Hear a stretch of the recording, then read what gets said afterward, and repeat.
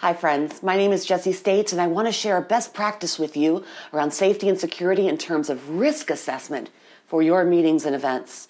It's important to conduct a risk assessment so that you truly understand the threats, vulnerabilities, and consequences associated with various risks for your meetings and events. And for each of your events, those risks are going to be different. So the variability of your meetings, you're going to be in different locations, you'll be at different venues, your audiences might be a little bit different. The topics and content of those meetings might also change and vary based on your different events, which is why it's very important to conduct a risk assessment for each of your events, no matter how big or how small they are. So what goes into that assessment? What should you be looking at? What elements of your meeting or event go into a risk assessment? You're going to be looking at everything from your transportation to your food and beverage, your venue, your hotels.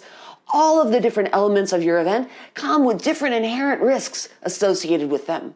So you're going to want to make sure that you're covering an all hazards approach to each of those different elements, and then looking at how vulnerable you are to that particular threat and what the consequences are going to be if that incident or threat actually occurs at your meeting.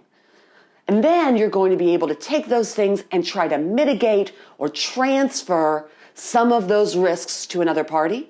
You're going to want to see how you can make those consequences just a little bit less if that incident were to actually occur.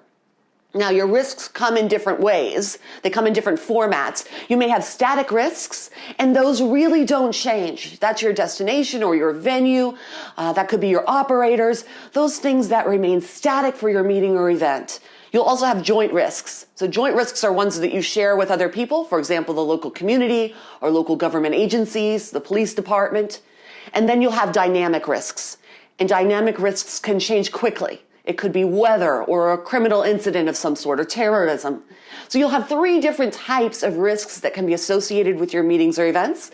But until you conduct that risk assessment, you can't properly form your emergency management plan.